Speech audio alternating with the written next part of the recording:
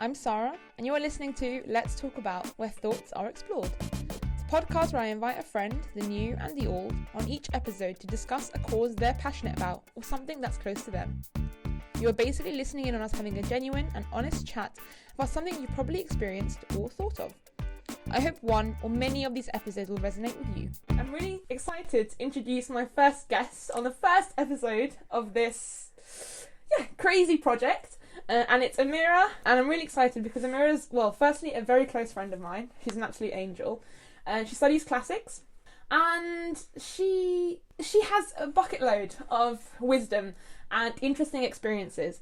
Hi guys, I'm Amirah. I'm a very close friend of Sara's and I absolutely love her. I'm so excited to be here today and I'm honestly so honoured to be the first guest on this podcast. I'm so excited for this. Sara's been talking about doing a creative idea like this for so long and I'm just so happy to see it come about. Good. Well, our first episode is going to be on 5 things I tell my younger self. And I think talking about our younger selves is, is an experience in itself. Yeah. I mean, we've always talked about it, haven't we? About our experiences growing up and sort of reflecting on that. And I think it's really important to reflect on the things that you learned when you were younger. Agreed.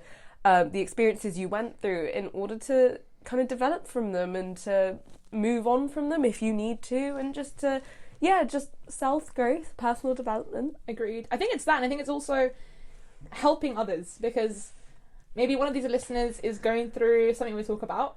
I think it's also for, I guess in a way, it's recording what's happened, and I think people always go back into history and always look at how other people's reacted to similar situations and learning from it. And so if someone who's listening to this right now relates in any way, good. That's what we want. We want people to relate. We want to share our experiences of going through stuff and having gone through it. So that's the goal of this episode in particular. And we're going to start off with the first thing that we tell ourselves. We're talking about younger selves going through teens, but we don't want to put an age to this because I think we can't simply narrow it down to a certain year in our lives. And that actually comes down to one of the points we'll discuss later. But I think it's younger selves going through young teens or into even now. I think some of these things we're still practicing at this age, at the big age of 21. Definitely. So, we'll move on to the first thing we're going to talk about. So it's just that I think that when I was younger, I used to compare myself a lot. Yeah. And I used to look at other people, especially during sixth form. You know, you're applying for universities and everyone at our school was very competitive and very intelligent and able girls, which is great. Mm-hmm. But here's the thing.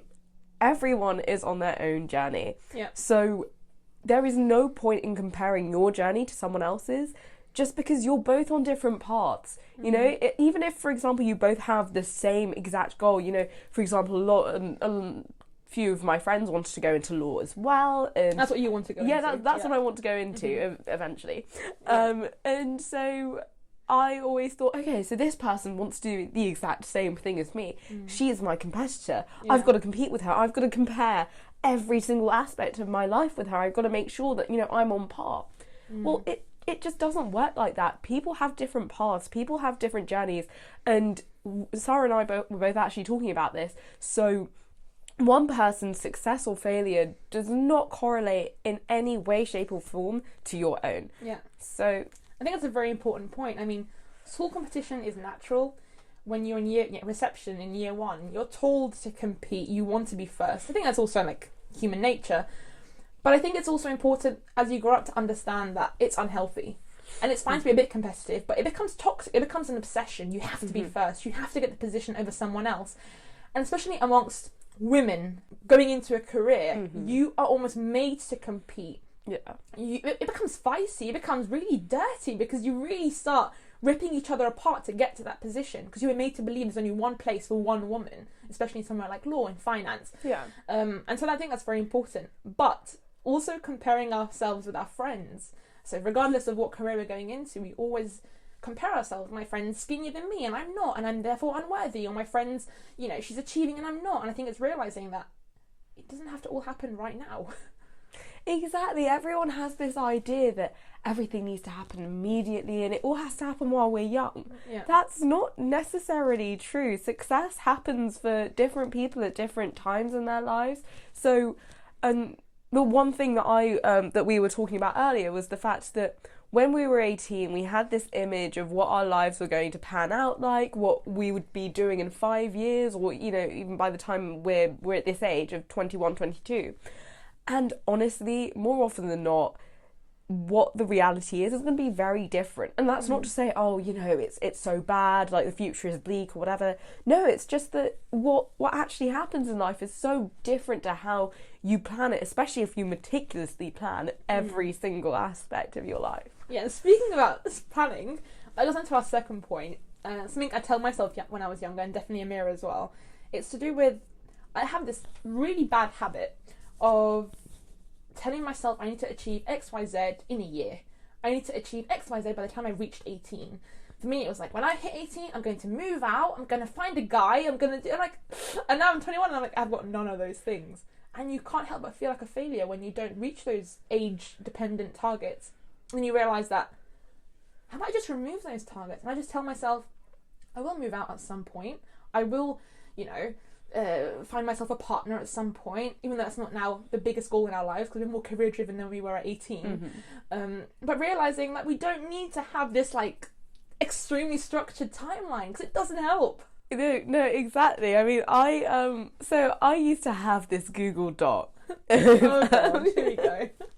So when I was 18, so as I said, I was actually originally going to do a law degree. So I had this Google Doc of what I wanted my life to be like. So 18 to 21, I'm going to do my law degree, and obviously going to get a first class degree, obviously. And then I think the next part of the plan was to do a Bachelor of Laws or something, a BCL at Oxford. And then Oxford, of course. Yeah, obviously Oxford, you know, aiming for the best. Yeah. And then I'm going to do my conversion course into becoming a barrister or a solicitor or whatever. And then I'm going to become, like, if I became a solicitor, become a partner when I'm 30 or something like this. Yeah. And here's the thing now, I opened up this document recently and I thought, I factored in no time for me. It was all just based on, okay, I've got to achieve this goal by this age, this goal by this age. And you know what? It is so great to be really focused on your goals. I'm really proud of myself for having that drive. But it's also so important to realise that, you know what, life is so much more than just achieving certain things by a certain age. Life is so much more than your career, than your academics. Life is to do with everything. Yeah. You know, you've got to factor in time for your friends, factor in time, and you know what, there are some things that you won't even foresee. So of course, that's life. Yeah, like I never imagined that I'd be taking a gap year, that I'd be doing a you know, classics degree, that I'd be going to UCL, that I'd be loving every minute of it. And you know what, life takes you in different directions, and you know, sometimes you just have to go with it. No, you're right. I think that pressure, although sometimes it is good, that pressure just makes you not enjoy the present moment because you're always thinking about, well, next year and the next year and the next year. Then you'll find yourself at 45 unhappy and just thinking, was it really worth following this plan so meticulously? Because we don't ever factor in life. You know, so I know I have a couple of friends who, you know, were living this structured plan out, and something happens. You get injured, and you lose someone, which is sad, but it happens. And suddenly things change. Suddenly your perspective on life changes. Your priorities change, and that's perfectly fine. That's natural. But I think the conclusion of that is you can set goals for yourself. That's very healthy, and I think it's important and it's natural. But I think don't add in that age by which it has to happen, or that timeline, you know, in the next few months I have to do this, because when it doesn't happen, it's just failure that you didn't need to feel. It's failure that you won't push you any further. But I think giving yourself goals is fine, but just not the insanely like perfected like timeline that we all give ourselves. Exactly, I agree. Perfect. Okay, so we're 2 points down. All right. We've got 3 to go. And I think the third one is, it's a deep one. So this one is about seeking parental approval. So what we're saying is aiming to seek that approval so badly in your teenage years, in those really important formative years, and sort of doing something for your parents and not for yourself will honestly just lead to you resenting them. Yeah, let's give an example there.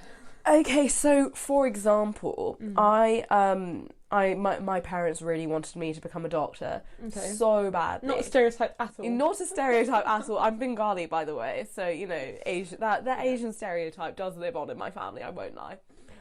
All of the siblings have defied it so far, which we're doing great. Which is good. Yeah, you know, following our dreams. Exactly. But so they really, my dad would always talk about how he'd, you know, I'd become a doctor and I'd help him when he's ill, when he's older, and you know, it's all very sweet chat. But I just hated chemistry, and obviously you can't become a doctor without chemistry, you know, fundamental. I'm a chemist, subject. So this works well. So yeah, I decided to actually take chemistry A level. Well, chemistry AS. Absolutely hated every second of it. Yeah. You know, I didn't mind biology. Biology is really fun. It's interesting, but chemistry, absolutely no. And the only reason I took it was to just impress my parents and to have them feel proud of me. And also it's because I thought that that's what they would have wanted, so I did it. You know, I don't really think they ever explicitly said to me, Amirah, we want you to do chemistry A level or chemistry AS. You know, I just thought, I really want my parents to be proud of me. I really want to make them happy, so I'm going to do chemistry AS. But here's the thing. Now I'm doing a degree that my parents haven't even heard of, and I'm honestly, my relationship with them is so much better than it was in my teenage years, just because I'm doing something that I love. I'm finally following my own path, and I'm not bearing this resentment towards my parents for thinking that, oh, you know, because of you, I couldn't do what I wanted to do. I couldn't do this, X, Y, Z. You know, I'm actually doing something that I adore doing. I wake up every day and I love my degree. And so just naturally, it's just eased my relationship with them. Yeah. No, I agree. I mean, when I was younger, I just loved doing what my parents hated. And I think a lot of teenagers go through that, where you want to defy your parents. But I think it does come down to that. It comes down to years of having your parents, or in my case, just my dad, enforcing a certain mindset or enforcing, you know, a list of things you have to achieve, whether it is your academics, how you look. I think a lot of parents also very invested in how their kids dress and what they think and what they say and what they read and what they watch. And I think to an extent that's fine. You're a parent, you're allowed to care for me and want the best for me. But at the same time, you have to have your own space. And having your parents really kind of put in this list of things that they approve of just makes you want to defy them. Oh, really? You want this? Cool. I'm going to go and do the complete opposite. When I was going through my, 15, 16, I was doing so I started off in sixth form, and I was doing A-levels that I didn't really want to do, because I wanted to do history of art. I wanted to go and become an artist. And I ended up doing this really heavy science A-levels and maths, and I hated it. And that resentment really showed in how I started to act at home. I really wanted to get into trouble. I got my ears pierced. I was going to school in like really heavy emo makeup. And at the end of it, it's all definement based on those like really constrictive set of guidelines that your parents give you. But I mean, let me ask you this, Amirah. So if you're in a situation where you do have these parents putting these guidelines, how do you think you should face the situation? How would you face it? Based on your own experience, or based on friends, based on even now, like what you read, what you've learned. So based on my own experiences, honestly, I think it's just a matter of doing what you love earlier on, and also setting your foot down. Because here's the thing: if your parents have these ideas of what they want you to become, if what you want is so opposite to that, you're inevitably. It's time. It's a matter of time and a matter of when you're going to disappoint them. And I know that's a bit, you know, it's a bit sad to hear that you know, you're going to, and I'm putting this in sort of parentheses, you know, disappoint them. But you've got to sort of voice what you want earlier on in the relationship, so that they also have time to get over that. And also, sometimes you might realise they didn't want it as badly as you thought. So honestly, I always thought that my dad just wanted me to be a doctor. Ultimately, what he really wanted is to see his kids just succeed and to flourish and to not struggle. Ultimately, it's the financial struggle. You know, he just didn't want to see that for his kids. My parents don't want to see us thrive. And honestly, that's a perfectly You're right. okay thing to want for your kids. That's actually a really important point, which leads nicely with this point, because inevitably parents, especially parents who did have financial struggle, who didn't have that stability, they're going to want exactly that for their kids. They want their kids to be stable. And because they come from a mindset which, let's say, is a bit less open-minded, it's a bit more historic, based on their upbringing, so we can't, diss them for that, but it is that. In their mindset, stability is a doctor, an engineer, an architect, a lawyer, a job that, you're guaranteed to find a job, basically. No matter where you go in the world, you're going to find one of those jobs, so you're therefore stable, and it pays well. So for them, they've ticked all the boxes.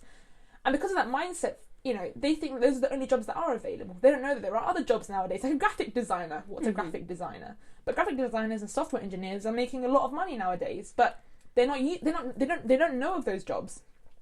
And so I think it is that. I think sometimes you're allowed to sometimes go against your parents in that sense, but please don't resent your parents and see your parents trying to be evil and want bad for you. They're struggling to word what they want from you, and it's exactly that. They just want you to be okay, and they want you to be financially stable and not struggle with what they've had to struggle with. And it's hard to see that. I only see that now, 6-7 years after everything's happened. Yeah. Only now can I sit down and kind of accept it in a way, and that acceptance is key. Yeah. But I think it's one of those situations that a lot of us go through. Yeah. But I think trying to understand your parents can give you that little bit of peace. Definitely. In a way. Definitely. But yeah, okay. So that was a big one. I think parents as a whole should be a separate episode. Definitely. A lot could be said on that. Agreed. Yeah. Parents is a big one. Well, yeah, we spend a lot of our lives with our parents, so I can guess we have loads of experiences to dive into. But I think that's an important one. The next one kind of links in with that, and it's about being yourself, and not everyone's going to be your friend. Yeah, so I'm not going to lie to you. In terms of the person that I am a huge people pleaser. I love to impress people. Yeah. I love, I do seek a lot of validation from other people. It's something I'm still trying to work on, I'm not going to lie. Just the thought of someone else not being happy with me, being upset with me, or whatever, it just really, it gets to me. But this was especially a pattern, I think, during school years. I went to an all-girls school, the same all-girls school for 7 years, and I just, especially by sixth form time, I definitely just wanted to be friends with everyone. And to be fair, I was pretty good at the whole social chameleon kind of thing. I'm quite good at adapting to different environments, which is great.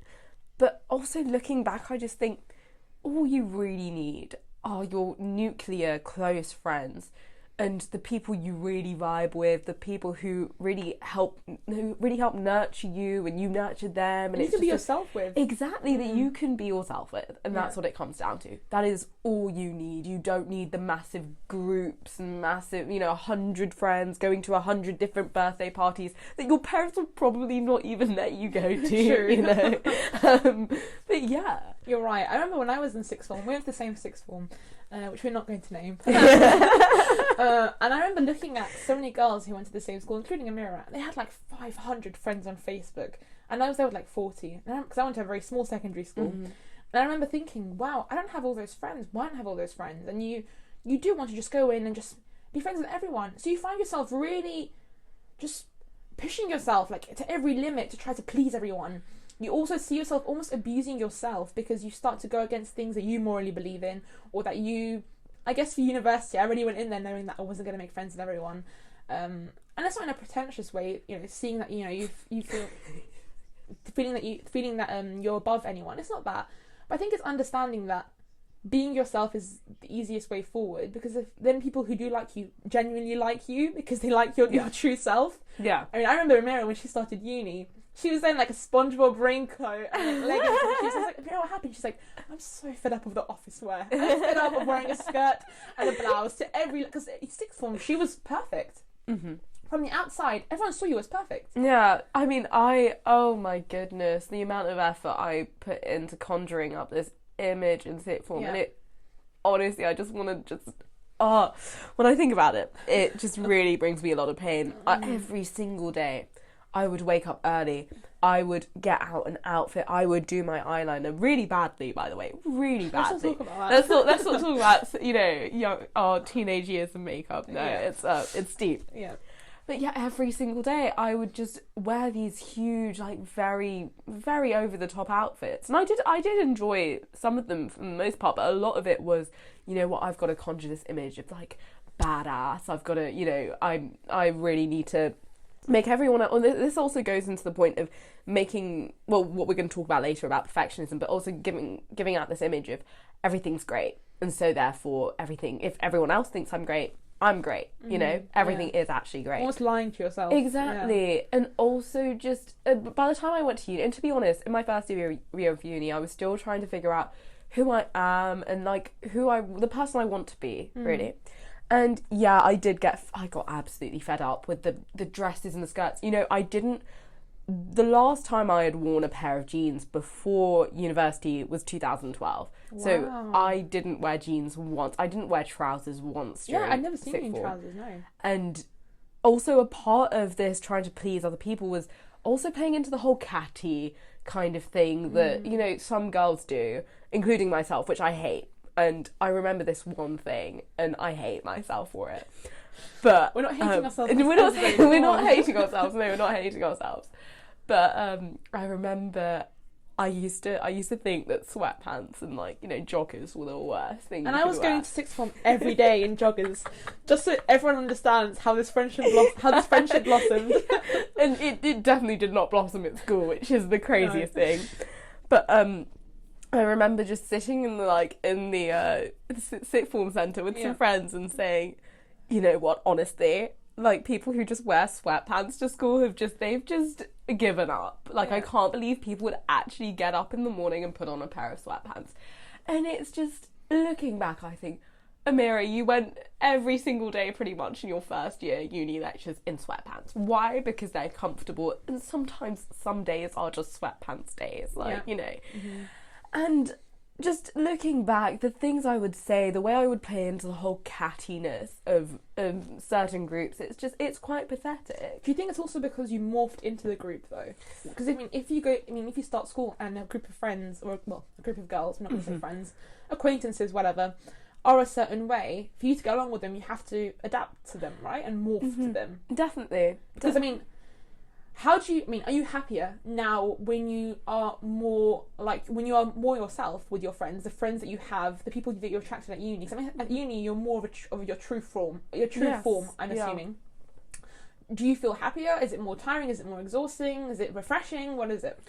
So it's the best thing, honestly. I've got to uni, I'm finally so comfortable with who I am.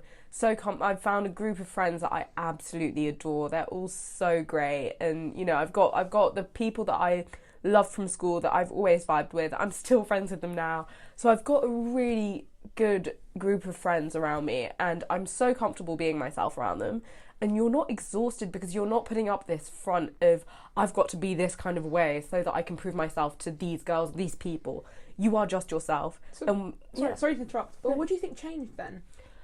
Is it the environment? Is it the age? Is it maturity? What is it that changed? I mean, in secondary school and sixth form, you've really felt like you had to put on this image and you had to be Little Miss Perfect, you know, in your office wear. And then you kind of came into uni, and a lot of that did change. Even the way that you act, even the way that you don't care about having to always be perfect and having to always be so aligned.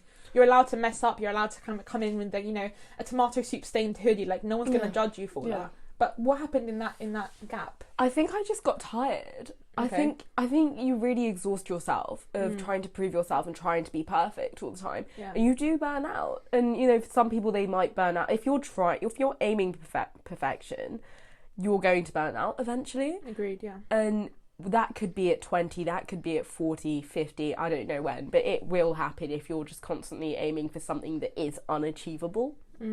I think it's inevitable. And so I think I just got fed up of it. And also, to be honest, in my first year of uni, I was trying to impress people, but going the other way. So yeah, it was polar opposite. Yeah, complete polar opposite, being like, okay, I'm just going to seem really cool by not caring at all. And so first year, still trying to figure that out. And then by the end of first year, I realised, you know what, Amirah, it's okay to be yourself. You know what, it's okay. You don't have to be a certain way, you know? You can be yourself. You can wear whatever you want to wear. So becoming comfortable with your own style, with how you do things, in your own skin. Yeah, it's so important, and you do eventually get there. But I think in order to get there, you just have to let yourself, you know? Agreed. I think you have to go through the process. Yeah. I used to go to sixth form every day with a full face of makeup on. I'm sure you remember. Mm-hmm. And when I say full face of makeup, I mean like eyeshadow, like a good, like a whole palette of eyeshadow on my face. Yeah. I don't know how my mum used to let me go to sixth form like that, but we'll move on. On the train. And I remember at uni, my first year of uni was the same. And then I had a group of friends who were all male. And I thought, oh my God, I can never take my makeup off because I'm with a male, friendship group, and they're gonna think I'm ugly, and they're gonna, what are they gonna do? How are they gonna see me any differently? I remember I came in with no makeup on one day because I was like, I've had it. I was tired. It's exactly that. I was tired of waking up an hour earlier to do perfect symmetrical liner and ombre sunset on my eyeshadow on my eyes. I remember that not one of them looked at me any differently. Not one of them laughed any less or laughed any more. It was exactly the same. And that's when I thought, well, that's it. That's proved it to me. I can be myself. I can come in one day in joggers, one day in tights and a dress, one day in jeans. It doesn't make any difference as long as I'm comfortable and I am being myself. And that is myself. I'm not one rigid box. Exactly. You're allowed to morph into different boxes. You're allowed to be more of a square than a circle. Exactly. No, circle than a square. Yes, less rigid. So less rigid, of a square. so more of a circle. Yeah, this is really shit metaphor. But let's move on. Yeah. I mean, that actually leads us perfectly into our next topic, which is just about perfectionism. Point 5. Perfectionism in general, which is just, it's a whole conversation, isn't it? Yeah. Perfectionism. I mean, perfectionism throws back all the way to like nursery. And my teacher was like, yeah, she's a perfectionist. And my mum knew at that point, like, it was going to go all downhill from there. It was going downhill from there. Oh my goodness, from nursery. Well, you know me. Of course. I know, yeah. But I'm letting go a bit now. I'm letting go a bit. Yeah. Even like this term, I'm doing a master's. And during this term, I've never studied less in my entire life. And it's been great. I've been enjoying my life a bit. Because I become obsessed with work because I need to be perfect. I need to get the highest marks. You don't have to. It's okay. That's the thing. Like I was put in an environment where I thought I had to become a perfectionist. Yeah. I mean, the school you went to, definitely. Yeah. So I would say for me, it wasn't like a natural thing that was inbuilt in me, that was innate, but it's definitely something that I developed when I was at school. And I remember at GCSEs, our school said to us, and I understand where they're coming from, but, it was bad advice for me. So they said to us, so what we want you to do is we want you to take a range of subjects so you can really, achieve that all-roundedness in your GCSEs. So they wanted you to take the essay subject, so we had to take the maths, sciences, standard ones. We had to take and then we had to take the language, fair, and then also an essay-based subject. And then also a creative subject. So a creative subject can be drama, art, or DT, or PE. And I really enjoyed art in sort of year 9, year 8. I loved it. And so I thought, and also, I'm not going to lie, another motivation for me was that almost all the girls got A stars in art from my school. So I looked at the statistics and thought, okay, well, statistically, if I take art, it's almost a guaranteed A star. Oh my goodness. So here's the thing, I love art. In terms of whether I'm actually very good at it, very skilled, that's another thing. It takes me a while to get it to what I think is perfect.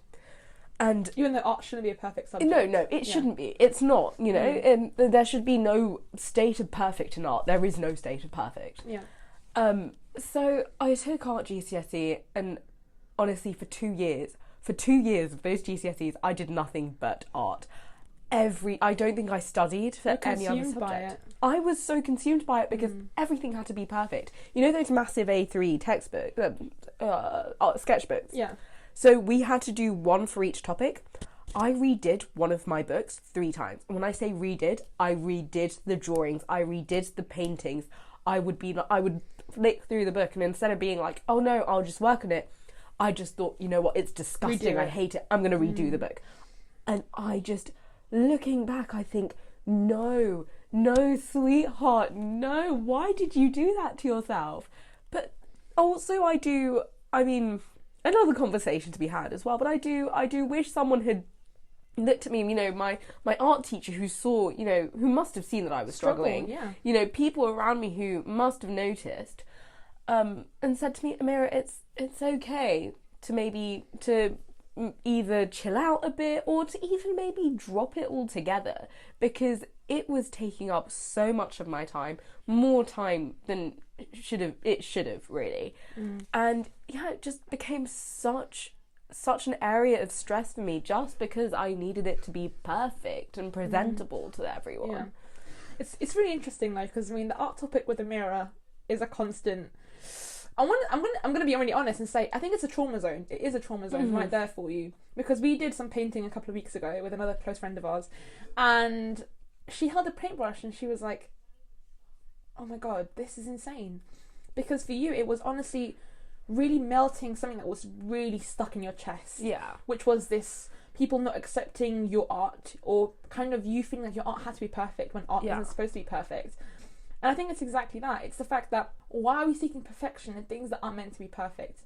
And another thing that's like that is the body. Yeah. And our bodies. Yeah. Wanting this perfect body, which does not exist. Exactly. And although body weight and everything that comes with that massive bundle of joy is a separate episode, it's also that, you know, perfectionism isn't everything that we try to do, and it shouldn't be. We're allowed to be imperfect. And we're allowed to not be good at everything. Yes. We want to be amazing at everything. Good at the maths, good at the science, good at the history, and good at this, good memory, and good drawing, and great PE, and a great runner, and a great sprinter. And it's like, okay, which athlete is good at every single sport? Exactly. And why do you, if you know, and also if your goal is to become, so for me, I think at the time, it was probably to become a lawyer or something, I don't know what, but, you know, it was to become one specific thing. Why then do I have to be perfect at everything else? Yeah. You know, I think it does come from this idea of a genius being someone who can master any skill. Yeah. But why do you have to be good at everything? I think it's good to hone the skills that you enjoy doing. Yeah. So, for example, if you love painting and you want to be a painter, then yeah, go ahead and paint. Or even if you just enjoy painting generally, paint, please, for the love of God, just paint. But I was so passionate. I don't understand why we place so many expectations on ourselves to be good at everything. The idea of an all-rounder, hardly anyone is an all-rounder. I think maybe there's a handful of people in this world who can truly be called all-rounders. And something has to lack. You can't exactly, get and not give. Like, something has to lack. Exactly. I also think that aiming for perfectionism can really take away your passion for something that you used to love. True. So I used to love art so much. After art GCSE, I hated it. Didn't paint until that session we had a few years ago. So I didn't paint. I didn't pick up. A few days ago. Yeah. Sorry. Yeah. Last week actually. Yeah. I didn't pick up a paintbrush until for about 5 years until that session.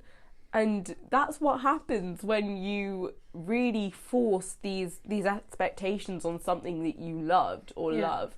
It takes away your passion for it. I think it also comes with stubbornness as well. Humans in general have a massive ego and stubbornness, and not wanting to admit that they're not good at something. We struggle to say, I can't do this. Yeah. You know, we're doing something and you're like, well, I actually want to, get this aspect. And you're like, well, I can't code. But you will not say that. You'll spend hours on the computer learning how to do something because you just can't admit that you can't do it or that you're not good at something. You know, if a friend asks you to do something for them and you're like, oh, well, I can't do it. You're not going to say that. Yeah, sure, no worries. Go home and spend hours and hours like on an online masterclass. Exactly. Because you can't admit to that. Exactly. Although that's natural, I think from a young age we should be taught that sometimes it's okay. Like, it's fine sometimes to fail. It's fine sometimes to struggle. Struggle is natural. It's okay to struggle with painting, with writing, with whatever it is. I mean, we've discussed these 5 points. We have given quite a structure to this episode. Yes, which is paradoxical. But if you had to summate everything, and what would be the one thing? Not as in a thing or like a point, but Amirah, I'll take you back, I don't know, 5-6 years ago. Yeah. What would you, and you saw yourself, what would you do? I'd give her a hug. I'd first of all, I'd give that little girl a hug, and I wouldn't let go. And I'd also just tell her, you're okay, and you're going to be okay. Do what you love doing. You're amazing as you are, absolutely amazing. And just follow your passions, be yourself. You know, laugh with your friends, spend time with your friends, spend time with the people who love you and you love, and everything else will be fine. You know, if you have a drive for something and a passion for something, you're going to get there no matter what. You might take a different path to what you originally thought you were going to do. Or path that someone else is taking, doesn't matter. Yeah, Take your own path. Yeah. Take your own path. Don't compare your journeys. You're going to be fine. I promise you're going to be okay. And that's the message I want to give to anyone who could be listening to this, who is at that age, you know, 13, 14, 15, whatever. Or at this age and is facing one of these hurdles. Exactly. You're going to be okay. And you just, honestly, just give yourself a bit of a hug and tell yourself that. And because stressing about something isn't going to change the course of what's to happen. Yeah. You know, me stressing about my art GCSE, or you stressing about, you know, doing the perfect science triple or quadruple, whatever it was. Yeah. It's stressing about it just didn't change anything for us, did it? I think for me, I'd go back and I definitely hug myself. But the 3 words are, you are enough. It would be that. Yes. It would be, you are enough. Yeah. You are good at this, but you are enough. And even if you're shit at this, it doesn't matter. You are enough. You are more than enough. Exactly. Because we grow up thinking that we're just not good enough, and we're not smart enough, and we're not thin enough, and not this, and not that. And it's like, you're enough. Yeah. Don't worry, you're enough. And yeah, I'm really happy. This episode, I'm happy. This is great. I think we've left it on a good note, because we're trying to have, we're looking at negative experiences, but in this positive light, and I think that's important in every aspect. But today's episode really surmises and really ends on the note of, please hug yourself sometimes, and please talk to yourself, and all of us talking to our inner child, because the things we've discussed today, they're still in you. Like, even if they're 6 years ago, the memories are in you, the points that, you know, you're facing, they're in you. And so sometimes face them, talk to yourself about them, write about it, meditate about it, whatever it is. Perfect. Well, thank you so much for being on today on the first episode. Thank you so much for having me. I absolutely loved this. This is amazing. I'm happy. Hear it. Yes. The idea is to have an episode every month, because I've got uni to do as well on the side. So every month there'll be a fresh episode with someone new. Thanks for listening, and catch me on the next episode of Let's Talk About.